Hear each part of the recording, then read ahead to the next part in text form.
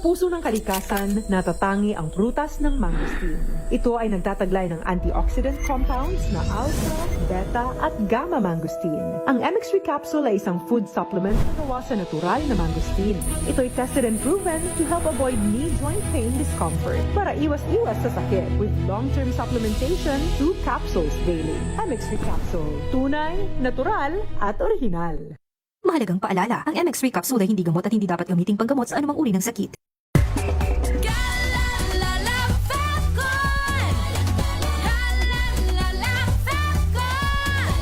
Ang bango ng sampayan, tara na magsayawan. Kalafabton, amoy nakaka-joyful. I'm Jovi Kalmov. Currently, I am the Vice President for NAFA, which stands for the National Federation of Filipino-American Association for the state of Arizona. In order for me to perform very well, I really make sure that my physical and spiritual wellness is really in order. And of course, the help of MX3 capsule. This is the secret. MX3, dito ako believe. Mahalagang paalala, ang MX3 capsule ay hindi gamot at hindi dapat gamiting panggamot sa anumang uri ng sakit.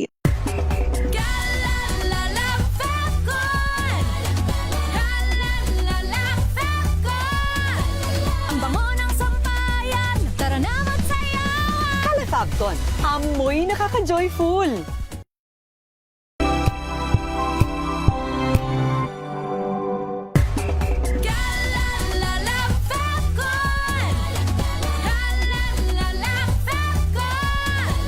Ang bango ng sampayan, tara na magsayawan. Kalafabton, amoy nakaka-joyful.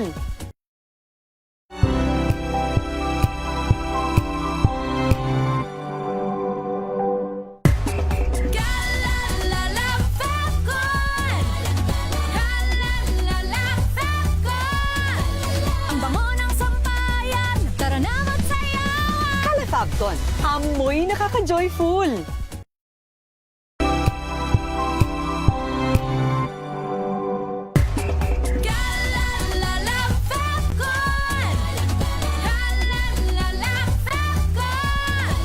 Ang bango ng sampayan, tara na magsayawan. Kalafabton, amoy nakaka-joyful.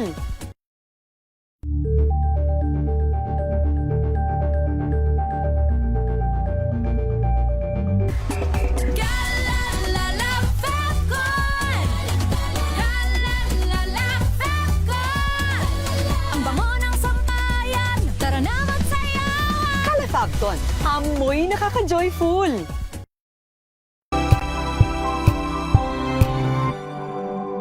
Pagtulong sa paglilingkod sa pag-alalay. Kasama si May Pinauhan sa GCRH Public Service Hour. Pilipinas, oras po natin, 18 minuto makalipas ang alas 3 ng hapon. At sa bahaging ito nating programa, bigyang daan po natin ang ating mga partner. Unahin po muna natin, pag-usapan natin ang kanila pong ganap ngayon ay 1,000 pizza. Actually, parang ilang araw na to, no? Walang hanggang pag-asa para sa masa, no? So makakasama po natin dito ang Hope in Me Club. At of course, through our partner, ang Rotary Club of Cavite Metro na napakasipag din pagdating po sa pagbibigay ng mga programa at proyekto sa iba't ibang mga community po natin. Unahin muna natin ipakilala, Past President, Rotary Club of Cavite Metro, Sir Andrew Vite. Sir Andrew, magandang hapon and welcome back po dito sa Public Service Hour. Sir Andrew?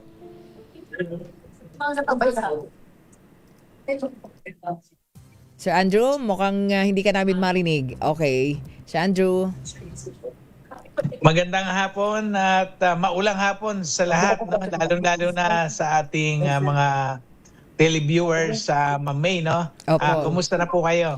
Nako, mabuti po, no? At natutuwa kami dahil through you, meron pala tayong masisipag na partner pa rin na nakasama na natin itong mga nakaraan na talaga namang itong panahon yata ng kasagsagan ng habagat, mukhang pagtulong ang kanilang ginagawa, Sir Andrew. Kasama po kayo.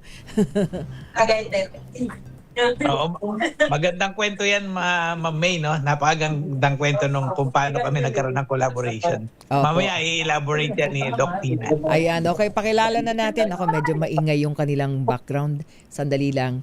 Okay. Ayan, puntahan natin mga kaibigan ang president po ng Hope in Me Club. Ayan, siya po ay isang pediatrician and community clinic owner, no? So, ating siguro ikaw, pakilala mo muna Sir Andrew kasi mas maganda yung ating background kay Doc Tina. Go ahead po. Through your partnership. Okay. So si Doc Tina is a community doctor, no? And personally siya yung pedya ng aming mga anak, no? And yes, so I've known Doc Tina for ilang dekada na rin, ano? And very active si Doc Tina, not only for the community project but also she is the founder of Hope, no? Yung Hope is Hope in Me Club to provide scholarship, no? Not only in the in Cavite, no? But in-extend na din ito sa iba't ibang lugar. Hahayaan ko si Doc Tina yung yung at mukhang mag-elaborate, mukhang mas And, nakilala siya, Sir Andrew, no? Mas nakilala siya, no, during COVID-19 pandemic, 'di ba? Dahil yung kanyang community clinic ay inopen para mag-handle ng mga urgent pediatric and general cases nang sa ganun ay lalong-lalo na medyo, 'di ba, matugunan yung punong-puno ng mga emergency rooms nung time po ng pandemic. Correct. Siya nga yung unang-unang nag-implement ng drive-thru vaccination dito sa Cavite, no? Opo. Okay, pakilala na natin, Sir Andrew. Go ahead. Okay. Ang ating pong go ahead, Sir Andrew. Ang ating pong isa sa magiting na doktor, bimedal doctor ng from Bacoor, Cavite, no? Doc Tina, Doktora Maria how are you, Cristina Doc Tina? Ignacio Alberto. Ayan. Doc Tina, Hello. magandang hapon. Magandang hapon po sa inyong lahat, sa mga lahat ng nanonood sa DCRH at kay Mami. Magandang hapon po sa ating lahat. Oo.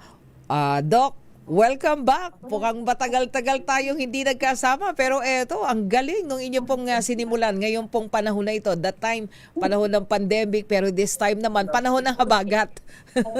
Opo. Papa, siguro Sir Andrew, no? At tanungin ko na direkta muna si Doc Tina. Doc, nag-aalab ang puso ninyo, no, pagdating sa public service. Lalong-lalo na nakita ko kasi si Sir Andrew. Sabi ko pati ang Sir Andrew nakasama ulit ng Doc Tina, no, sa ano po ba ito? Ano ba yung ano ba itong naging parang community pantry na rin po ba ito? Kasi pagkain ito pizza. Favorite pa naman to ng lahat. Opo.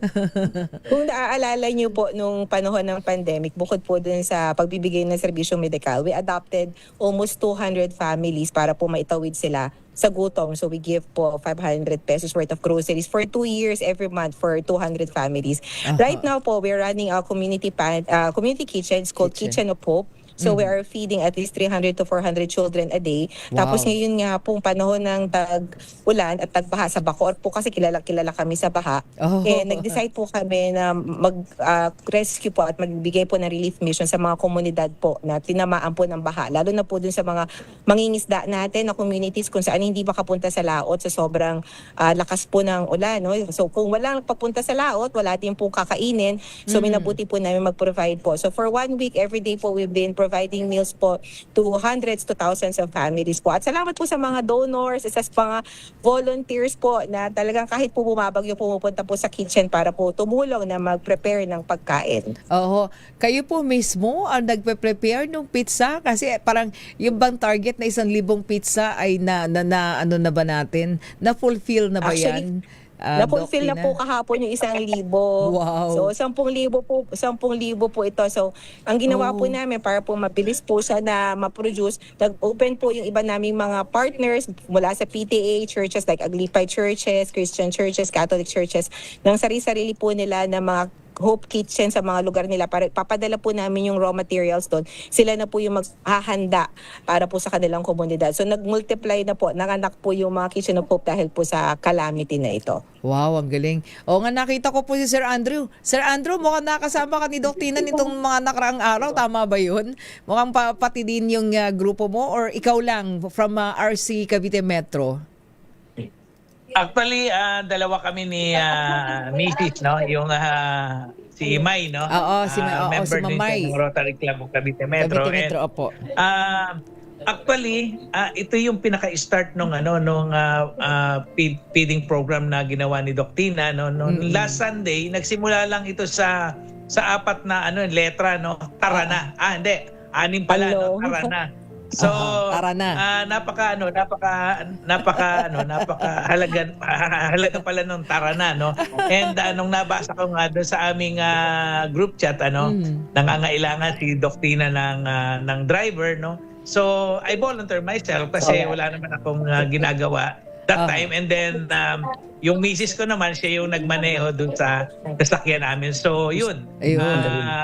Nagluto kami. And then, nagpunta kami doon sa mga mababahang area ng Bacoor, no? At ang maganda po dito sa initiative ni Doc Tina, no? Gusto niya doon sa action. Opo. Gusto niya yung may bumabaha kasi At yun ang nangangailangan. Ayaw niya yung parang tuyo, no? Parang sabi niya wala namang trail Sir Andrew, kung ang pinupuntahan naman natin ay hindi binabaha. Oo. So Yun ang nangangailangan. ayaw natin ng magpa-picture lang. Gusto natin action. Ayun, action so, na yun. action. Oo nga, okay, balikan natin si Doc Tina, Sir Andrew. Balikan kita, Doc Tina, nakikita ko yung background mo right now. Unahin ko muna isang tanong muna. Bakit pizza, Doc Tina? Actually po, we have different donors po, but for this particular, kasi sobrang dami pong dinonate na pizza, so kailangan po namin siyang maipamigay at saka at least ready to eat na po ito. Pagdating po namin doon, ready to eat, nutritious, may protein, may po siya, may carbohydrates. So pag gutom na gutom ka talaga, masarap na masarap ang pizza na ito. Ay, totoo po yan, Doc Tina. So, saan kayo nagsimulang barangay and then nakailang barangay na kayo para matapos yung 1,000 pizza ninyo and going to 10,000 pizza, Doc Tina? Opo, so kahapon po, actually, tung sa pizza po, kahapon kami lahat nag-start. So kahapon po, naka-4 na barangay. Tapos ngayon po, while nagpa-prepare po ng pizza doon sa main kitchen, marami pa po mga satellite kitchens na nagpa-prepare. As far as Laguna po, nakapagpadala din po kami ng mga pizza. So by today, baka 10 barangay na po kami. 10 barangay, particularly in Bacoor, ano po? Yes po, particularly in Bacoor po. Oo, mukhang ito yung mga binahanan todo, Doc Tina, nito mga nakaraang araw. I think yung sa may tabing ilog, tama po ba? Opo, yan po yung hanggang dibdib ang baha. Oo nga. Yan po talaga yan. Oo, so kasi pa nag-rise yung high tide. Ayan, yung mga nasa likod mo, Doc Tina, gusto ko malaman, sila ba yung mga beneficiary? Sila yung mga kasama dun sa community?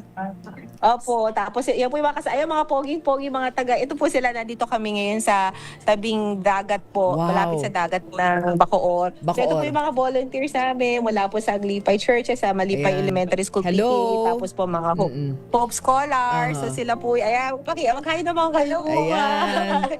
Talaga naman. So nandito po kami, tapos lilipat po kami na kabilang barangay naman po kasi wala na pong tao dito, na saturate na po namin, nakapamigay na kami. Wow, Doc Tina, anong reaksyon ng mga nabibigyan ng pizza at gano'ng karami para sa bawat pamilya or individual yung pamamahagi ninyo? Usually po individual po, pag kung sino nakapunta po dito, binibigyan namin, tapos kung marami sila sa pamilya, binibigyan po namin ng extra para maiuwi sa bahay. Wow. At may kasama rin po yung mga konting dalata para po kahit mamaya may pakakainin na nagkonti. So depende po kung ano yung binibigay ng mga sponsors din namin at saka donors, so we have to deal with that. So paano namin siya magiging creative para po mapakain natin lahat ng mga tao. So masayang-masaya. Actually po, pinuntahan po namin, sila po yung nanawagan sa amin na, Doc Tina, punta naman kayo dito, na kahit alam po nila na simple lang po yung ino-offer namin food, they are very grateful kasi siguro it's more of responding to their call. It's not just the food that you're giving kahit simple, kung hindi yung nakinig ka doon sa kanilang kahilingan. Ano yung mga mga mensahe nila sa iyo sapagkat ito no nagawa mo and then nagsimula ka ng ilan po ba and then lumago na yung grupo na gusto na pong sumama sa iyo para maging advocacy na rin po ito lalo na kapag panahon ng pangangailangan. Opo, actually kahapon nagulat kami kasi ang dami po nag-volunteer na hindi namin inaasahan. Nasa almost 100 po yung volunteers Wow, kahapon. dami.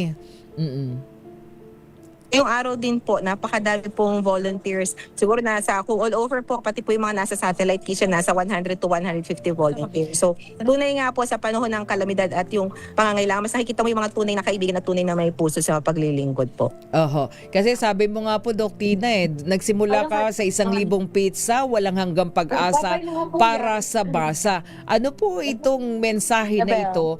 At sabi nga natin hindi kayo from the government, pero ang nagsasama-sama ngayon, another group of mga non-government organizations. Yung mensahe po na yan, para sa amin, it's very symbolic for what the mission of Hope in the Club stands for. Na kahit sa anong hirap, dapat magkaroon tayo ng pag-asa at dapat kapitan po natin yung isa't isa na manalig sa Diyos. Lagi po ang hashtag namin para sa Diyos at Bayan. Lahat po ng ginagawa namin, we offer to the Lord and to our nation para po sa tunay na pagbabago, para po din naman na yung mga kabuhayan ng ating mga mamamayan po ay magbago through education and health and nutrition. Yun po talaga yung pillars namin. Health, education, nutrition, and people's rights. Oo, napakahalaga yun. Kasi isa ka rin pong pediatrician, ano po? So, yung mga Opo. medical mission mo rin, pinagpapatuloy mo po. Natatandaan natin ng mga una na tayo po yung nagka-partner. Opo. Opo, at saka meron din po kaming Hope Charity Pharmacy. So everyday po, Monday to Saturday, open po yung charity pharmacy to give out medications. Ang kailangan lang po dalhin sa clinic ay yung kanilang reseta po. Oo. Nag-start po sa yung Hope in Me Club. Ikaw yun, Doc Tina, no? Bago gaano na karami yung mga nahikayat natin na maging bahagi po ng Hope in Me Club. Parang ito yun parang sa akin ito magsisimula. Tama po ba? Ang pag-asang ito. Opo. Actually, madami na po. Right now, doon po sa sponsors namin we have a DAPA Scholar. Yun po yung mga Hope Scholars namin. We're already from 25 scholars. We have 105 scholars all over the Philippines. So, every month po ay binibigyan po sila ng allowance, aka yung mga educational needs nila hanggang makagraduate po sila. So, there's around 200 sponsors for that po. Tapos, we also have partners with other NGOs po na nagpo-provide po ng mga food. And actually, I think po, in terms of volunteers, siguro po sa ngayon aabot na po kami ng more than 500 na volunteers all over po. All over mga saan-saan pong mga lugar, Doc Tina, ang mga volunteers? Ang marami po ay nakabase dito po sa Cavite. Cavite po talaga. Sa bagay, malaki ang Cavite, no? Tapos more mga kabataan or meron na rin tayong all ages po? Opo. Usually kabataan po sa kayo mga miyembro po ng mga PTA, mga Parents Teacher Association po ng mga public schools. Oo, po. nakita natin yung mga bata. At saka churches po. Mahalaga Mga po sa amin. Ang churches. dami pong volunteers from different churches, iba't ibang religion po. Opo. Wow. Pwede na ilig po. So ngayon nakikita natin yung mga bata Nalilipit na talaga kami. nakikita natin yung mga bata talagang yung iba excited pa kahit mga nakahubad Opo. Actually, pag nakikita na po nila kami, kasi ilang beses na kayo pumunta sa community, ang sigaw nila, pagkain. Andyan na ang pagkain. Wow, opo. So sa inyo pong initiative na ito, kayo ba ay patuloy na nag-encourage na magkaroon ng mga ganito pong na magkaroon ng pagkakataon na ito'y mas mapalawak at mas marami pong matulungan at maabot? Opo. In-encourage po namin in-encourage po namin ng lahat na maging bahagi po ng ganitong mga movement. Actually, yung Kitchen of Hope, hindi lang po pagbibigay ng pagkain yung gusto namin dalhin, pati na rin po change in values at pagpapahalaga sa edukasyon. So every time po bumababa kami sa mga bata, we emphasize that food is temporary but education can change their life forever. So lagi-lagi po namin dala yung mensahe na yun sa mga kabataan natin. So ito po dahil sa dami ng mga nagiging members na nakikiisa, itutuloy-tuloy mo po ito, Doc Tina? Yes po, hanggang sa kaya po ng ating lakas. at Aha. kakayanan ay itutuloy-tuloy po natin. What about yung pong sinimulan ninyo na community clinic nung panahon ng pandemic? Meron kayong pedia clinic no na talagang ang laki Opo. pong tulong para nang sa ganun ay mabawasan yung mga nasa emergency room lalong-lalo na po mga bata mga batang pasyente dahil kayo po ang naging founder president ng Hope in Me Club. Ano po? Opo. So sa aming clinic, diretso pa rin po yung operations at sinusubok po namin mag-partner sa mga iba't ibang NGOs at mga stakeholders para po yung mga serbisyo maging libre na. Halimbawa yung mga x-ray, yung mga test for tuberculosis, saka po yung mga gamot na i-provide na libre po sa mga pasyente para wala na po silang bibilhin at gagastusin po. Tamang-tama, Dok Tina. Nandyan naman si Sir Andrew. Sir Andrew, kayo sa Rotary Club of Cavite Metro. Ayan, at tayo, magsama-sama tayo sa ganito pong initiative.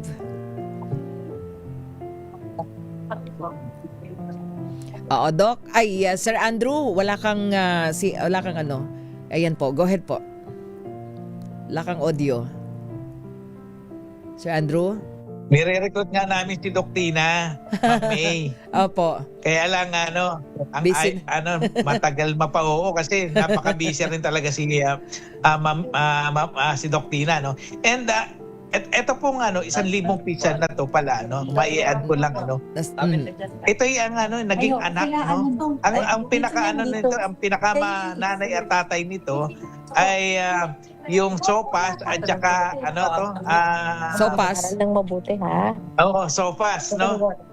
Yan. Aral lang mabuti. Ayan. Nagsimula yan sa sopas, tapos nagkaroon na ng 1,000 pizza. Ayan, yan na yun. Nagsimula sa sopas, tas naging 1,000 pizza at ngayon 10,000 na daw, Sir Andrew.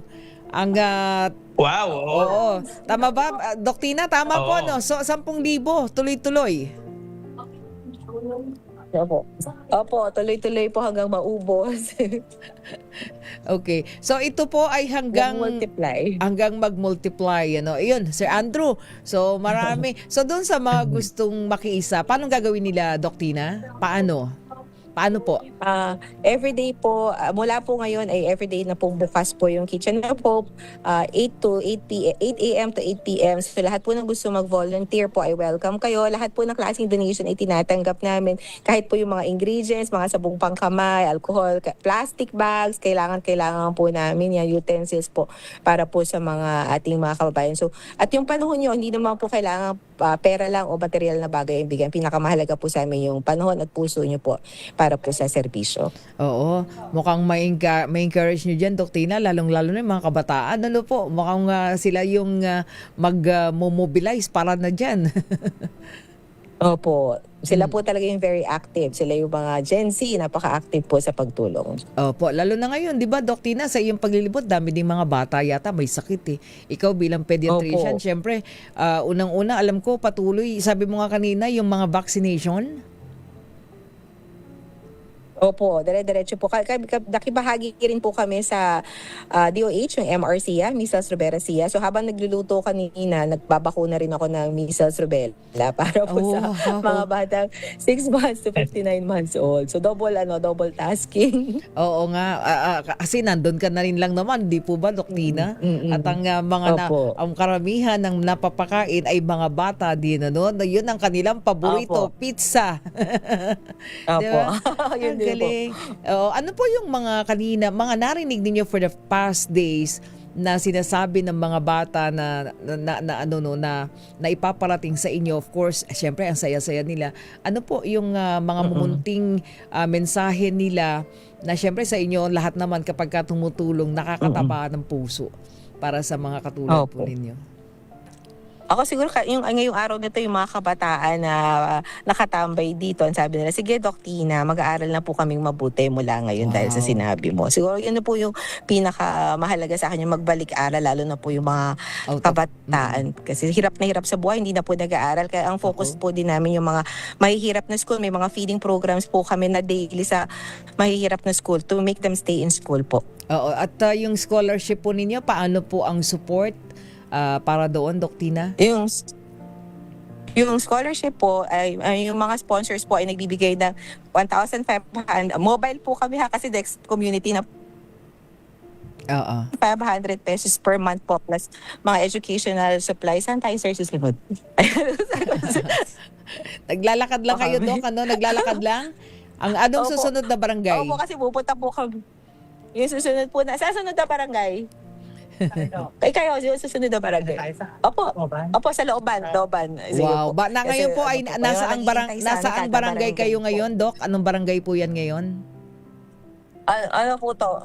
Paliksi po. Nasa loob kami ng Memorial Garden kasi dito pala ay ang daming tao nakatira. Yung mga naglilinis po ng mga sementeryo. Tapos sa Sementeryo. kabila niya ay dagat, yung mga isda po. Oh, opo. Wow. So, nasa gilid pa pala po ng dagat. Tapos marami po ako napupuntahang lugar na hindi puntahan dahil dito. Doc, baka gusto mong, of course, go ahead. Medyo nawawala-wala na yung signal mo at alam ko na tuloy-tuloy lang po kayo. Gusto niyo pong pasalamatan, go ahead po. Una sa lahat po, maraming salamat po sa Bayan ni Juan at yung mga iba po naming partners sa patuloy na sumusuporta at nagbibigay tulong po sa amin, sa Hope in the Club. At ikalawa po lahat po ng aming mga miyembro at mga volunteers. Hindi ko po akalain yung pagdagsa ng volunteers kahit na po bumabagyo at bumabaha sa mga lugar nila. May mga suot kayong bota para lang po makarating sa Kitchen of Hope. So maraming salamat po sa inyo. At sa mga kabataan po, stay in school. Yung mga gusto po ng scholarship, abangan nyo po yung mga nilalabas po naming mga scholarship grants para po importante po para sa amin ang pagkain, kalusugan at edukasyon. Yun po talaga ang ating pagtulong-tulungan para pumabago natin ang ating bayan. Sige po, siguro Sir Andrew, medyo igo muna natin si Doc Tina, nagbibiyahe na. Papunta doon sa next barangay. Sa next area nila, marami-rami pa yun. Di ba? Doc, mobile na sila. Sobrang blessed natin kasi kahit mobile si Doc Tina, talagang pinagbigyan yung ating at saka yung interview. Yung Kitchen of Hope niya and disaster response mobile talaga. Opo. Parang tayo din sa DZRH Operation Tulong, ganyan din meron tayong mobile kusina. But anyway, Doc Tina, maraming salamat po at of course sa lahat po mga nagiging beneficiary po ninyo, napakalaking tulong po yan. Thank you very much. Maraming salamat po. Ayan. Maraming salamat, Doc Tina. Ayan. Ingat kayo, ingat. Okay. Sir Andrew, ang Rotary Club of Cavite Metro, of course, nandyan lang dahil ngayon nagsimula na naman ang another Rotary year 2026-2027. Mukhang meron na namang of course 7 areas of focus, mga programa at proyekto ay naririyan naman para sa inyo po mga community. Yes, oo. Bagong na naman, Ma'am May, bago na naman nating pagsasamahan. Maraming salamat po, Sir Andrew. Thank you very much. Maraming salamat, Ma'am May, and sa lahat ng televiewers, mag-ingat po tayo. Okay, maraming salamat Sir Andrew Vite. Ayan ang Sir Andrew, nakakasama din natin sa pagdating sa Occidental Mindoro. Of course, Lubang, Cabra, tama no Sir Andrew? Cabra, Lubang, saan ba? San Jose? Yes, Oo. Yes. Occidental Mindoro. I-shout out mo raw sila Sir Andrew, yung mga taga Lubang, taga Cabra. Oo.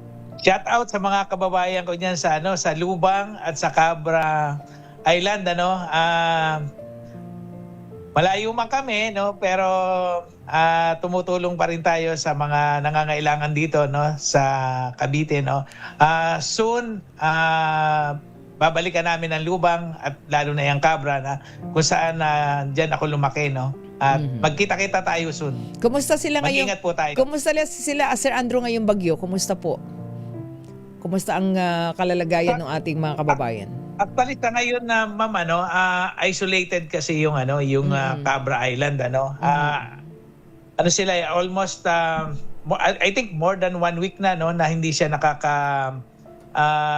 punta ng Lubang and then from Nasugbu to Lubang I think kahapon lang nag-resume yung biyahe Oo. So tapos magpipiesta pa sa amin happy fiesta in advance diyan sa poblasyon Lubang August 15. So yun, ganun po yung sitwasyon diyan sa sa Lubang and kailangan din naman ng tulong ng mga taga Lubang. Oo. Maraming salamat, Sir Andrew. Thank you so much. At saka kay Ma'am May, thank you. Salamat. Kita-kita po tayo Maraming salamat. sa ating mga See you community soon. service. Okay po, salamat. Mga kaibigan, Sir Andrew Vite, ang past president ng Rotary Club of Cavite Metro, pero very active pa rin sa pagtulong, at syempre ang president po ng Hope in Me Club, no? Sa kanilang Kitchen of Hope, ng disaster response. Sinimulan daw po pala nila yan August 10. So nagtuloy-tuloy na 1,000 to 10,000 pizza, no, para po sa ating mga kababayang binaha. Oo, dyan, lalo na po dyan sa lalawigan ng Cavite. Oras po natin 45 minuto makalipas ang 3:00 ng hapon.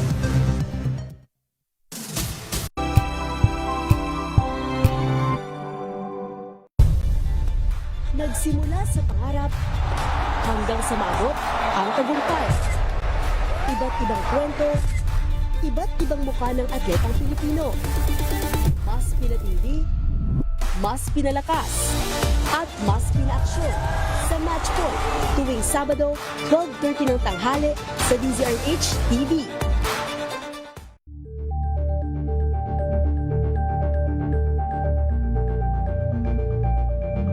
We've got you covered. From the hottest hits, exclusive interviews, kilig to the bones fan meet experience, and hataw performances of your favorite stars. Saturdays, 12 noon, dito lang sa DZRH TV. Better news. Una sa Pilipinas, una sa Pilipinas. NBS, Trending and Bara Show. Nakahandang sa ating balitan mga kaibigan sa Rapido Hataw. Public Service Hour. Siyempre pa, una sa Pilipinas. Una Ayan sa... ang kabuhanan din pala tuntunan ng break time. Sabay niyo na po ang mga balita at talakayan sa Balansyado. Maraming Tambalang Anthony Taberna at Jerry Baha ang gigising sa inyong umaga dahil lalatay ang humahagupit na diskusyon at komentaryo Lunes hanggang Biyernes sa 2x2.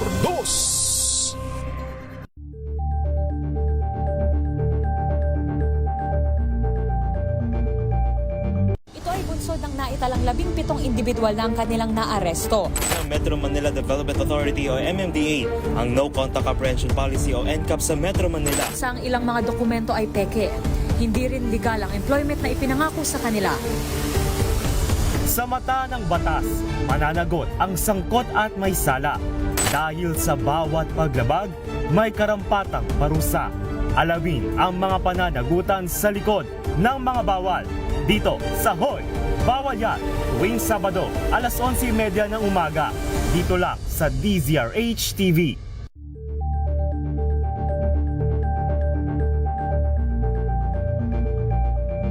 Tumunog na ang gandingan para sa kalikasan. Ang nagkamit ng parangal bilang Best News Anchor ay walang iba kundi si Angelo Palmones ng Magandang Umaga Pilipinas, DZRH Radio 666 kHz.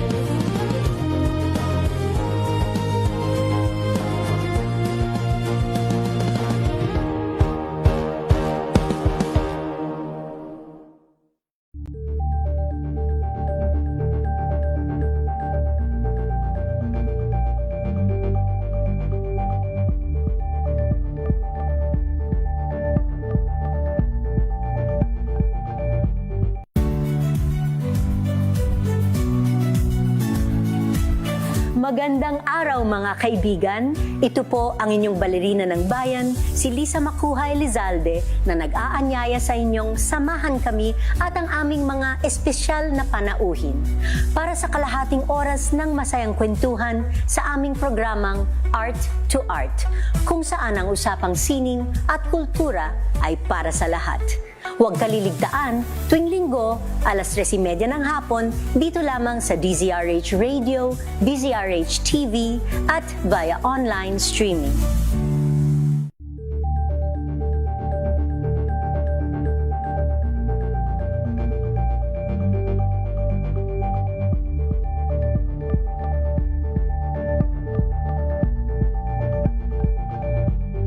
Curious ka ba sa maraming bagay? Kami na ang bahala dyan. Aalamin, tutuklasin at bibigyang linaw namin ang mga katanungang bumabagabag sa inyong isipan. Sa programa kung saan ang bawat sagot ay galing lamang sa mga eksperto. Ang Expert's Opinion, tuwing linggo 3:00 ng hapon, dito lang sa DZRH TV.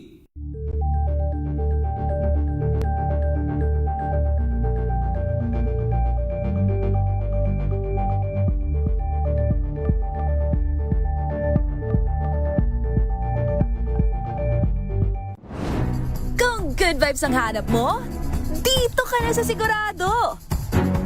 Mula sa mga istoryang nagbibigay ng inspirasyon hanggang sa mga kwentong may dalang solusyon.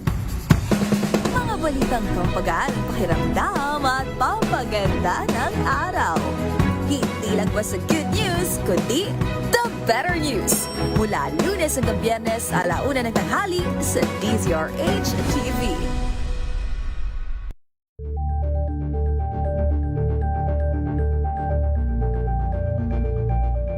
Sa pagbabalik tanaw sa 87 taong legasiya ng DZRH, napagtagumpayan na ng kauna-unahang himpilan ng radyo sa Pilipinas ang iba't ibang pagsubok, kabilang na ang bangungot noong panahon ng ikalawang digmaang pandaigdig. Impormasyong naihatid ng himpilang KZRH ang siyang naging kaagapay ng mga Pilipino at nakasama hanggang sa nakamit ang kalayaan. At nang muling mapas sa kamay ng mga Pilipino ang kasarinlan, nagbukas din ang panibagong yugto para sa himpilan. Mula Pagtulong sa paglilingkod sa pag-alalay. Kasama si May Pinauhan sa DZRH Public Service Hour.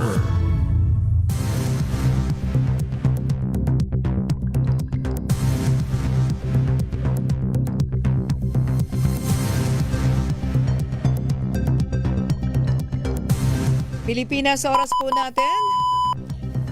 51 minuto na po makalipas ang 3:00 ng hapon. At sa bahaging ito ng Public Service Hour, bigyang daan muna natin isang mahalagang panawagan para po sa isang senior na missing. At ang mananawagan po dito ay ang kanyang anak. Alamin natin sapagkat ito pong si Tatay Wenceslao Tumampo nawala daw po noong July 30. At alamin natin dahil hanggang ngayon mukhang hindi pa po ito nakakabalik sa kanyang pamilya. Ayan, makausap po natin ang kanya pong anak, si Lawrence Ferrer Tumampo. Lawrence, magandang hapon. Hapon po. Oo. Kuya Lawrence, ilang taon na ulit si tatay? 74 na po. 74. So paano po siya nawala? Ano po kasi tumawag po yung pamangkin niya po na magbabantay po ng bahay po sa Fairview po, Quezon City. Mhm. Tapos po, ayun po, sinabi ko po sa kanya na pinapapunta siya doon. And then? Kasi po magbabantay nga po ng bahay sa sa Fairview kasi po, yung may-ari po ng bahay, pupunta po ng Batangas, magbabakasyon po. Mhm. So nagpunta siya mag-isa? Opo. Na dati na rin naman niyang ginagawa? Opo. Oo. Tapos pag nagpupunta doon, umuwi naman? Opo. Okay. So kailan nga ito? Kailan ito nagpunta ng Fairview, Quezon City? July 30 po. Okay. Nung July 30, meron ba... Sino muna kasama ni Tatay Wenceslao sa bahay? Ako po, tsaka yung mama ko po. Tatlo po kami. Tapos po yung dalawang kuya ko po nagtatrabaho po sa malayo. Oo, tatlo kayong anak. Opo. Okay. So kayo yung kasama, tapos kapag ka naman siya ay napunta sa Fairview, umuwi naman. Opo. Oo, but this time, nung July 30, hindi na siya... Chinek nyo ba nung araw na yon kung nakarating dun sa kanyang pupuntahan? Opo. Kasi po nag-chat din po sa akin yung nagpapunta sa kanya kung pinapunta nga daw po namin. Tapos sinabi ko po, pinapunta po namin. Kasi hindi daw po nakadating doon. Oo, may dala ba siyang cellphone? Wala po. Oo, pero hindi naman siya yung nakakaranas ng pagiging makakalimutin? Medyo lang po. Meron ganun. Opo. Okay, so nung tinawagan mo yung inyong pinsan, ano? Opo. Wala doon, hindi dumating. Opo. Okay. Sige, Kuya Lawrence, manawagan ka dun sa maaring may impormasyon o kaya ay kumukupkop kay Tatay Lawrence. Siguro i-describe mo ano yung kanyang suot nung siya ay umalis ng bahay, ano yung kanyang dala. Nananawagan po kung sino man po makakita sa kanya. Yung suot niya po is navy blue t-shirt po na Tagaytay po yung tatak. Tapos po faded blue pants po, tapos naka black bag po. Black bag. Oo, may dalang damit yun, syempre, no? Opo.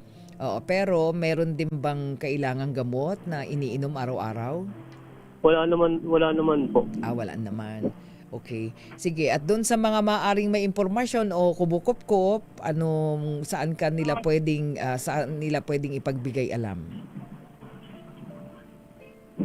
Sa social media ko po na Lawrence Ferrer Tumampo po. Verified naman po yung account ko doon. Madali po nilang makikita po. Oo, ang iyong account Lawrence Ferrer Tumampo. Opo. Oo, Tumampo is T-O-M-A-M-P-O, no? Tumampo. Opo. Okay. Doon sa maaring may impormasyon. Pero syempre, alam naman niya siguro, Lawrence, pag tinanong siya, saan siya nakatira, ano? Opo. Naku. Kasi may dala din naman po kasi siyang ID nun.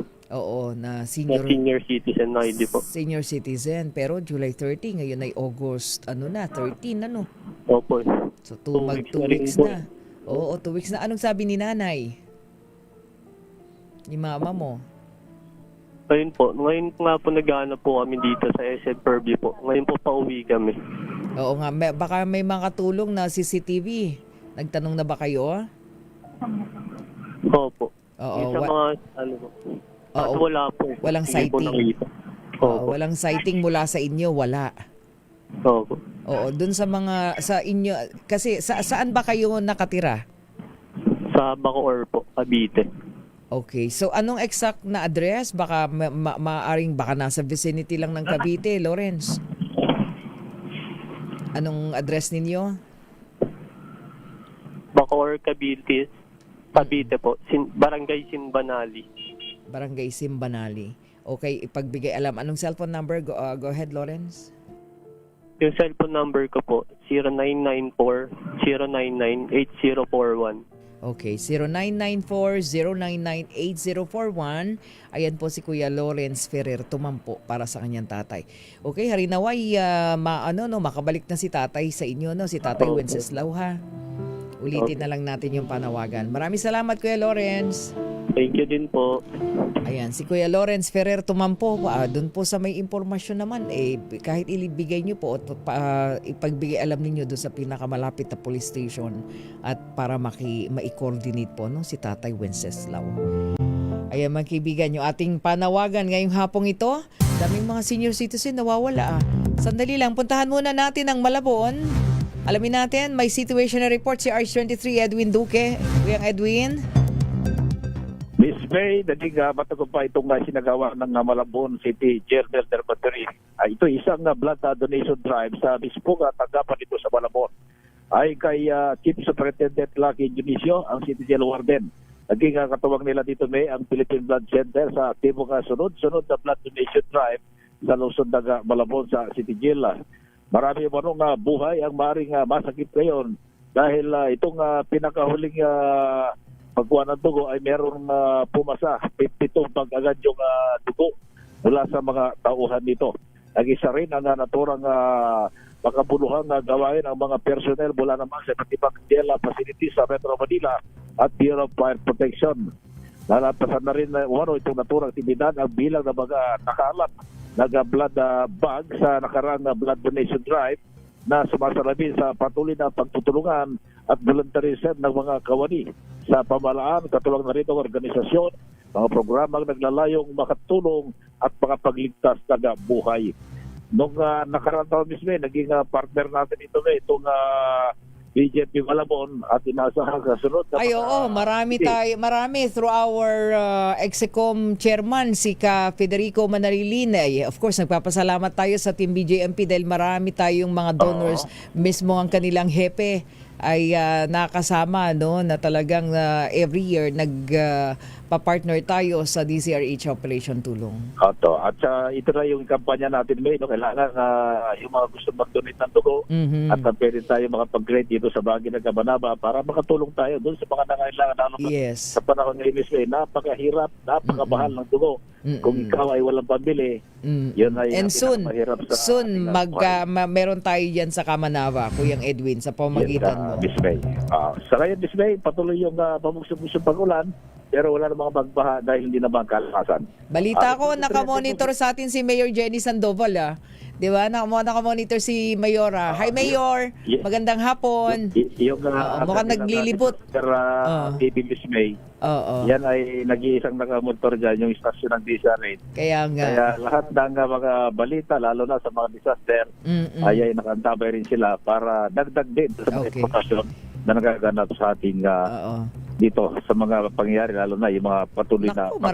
Maraming salamat at very active ang Mayor Jenny Sandoval, lalo na pagka tayo binabaha dyan sa Malabon. Nako naman. Buti na lang, mukhang mabilis namang mag-subside yung baha, Edwin. At okay naman yung... Uy, sana maging katulad ang Malabon ng Navotas. Mukhang ang Navotas, pinagmamalaki ng mga ni Consi Maylin Sanchez natin ng ating Operation Tulong matatag na wala silang bahang lugar. Diba? Zero baha. Wala nang baha na nabutas ngayon. Dahil yung mga pumping station nila may galing. Sana pati Malabon na rin. Mataas-taas yung nabutas. Pero yung Malabon naman, kung hindi siya talagang volume, mabilis na bang umupa. Okay. Thank you, Edwin. Miss May. Back to you, Miss May. Maraming salamat, RH23 Edwin Duque. Sana kami din sa Malabon. Wala nang baha katulad ng nabotas.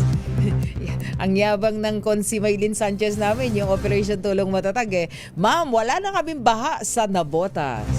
Ay, sana all. Di ba Mayor Jenny, Mayor Jenny Sandoval, susunod, Malabon naman ang hindi babahain.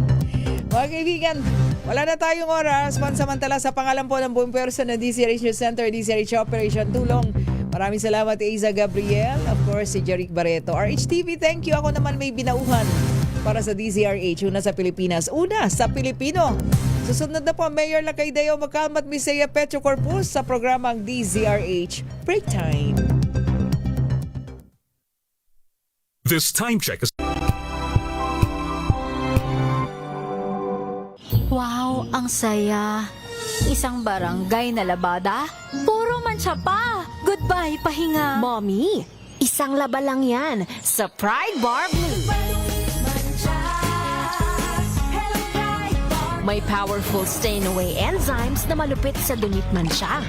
At di masakit sa kamay. Isang laba lang yan. Hello, pahinga. Hello, Pride Bar Blue. ACS. Maulan man, no worries na amoy kulubang damit. Charm.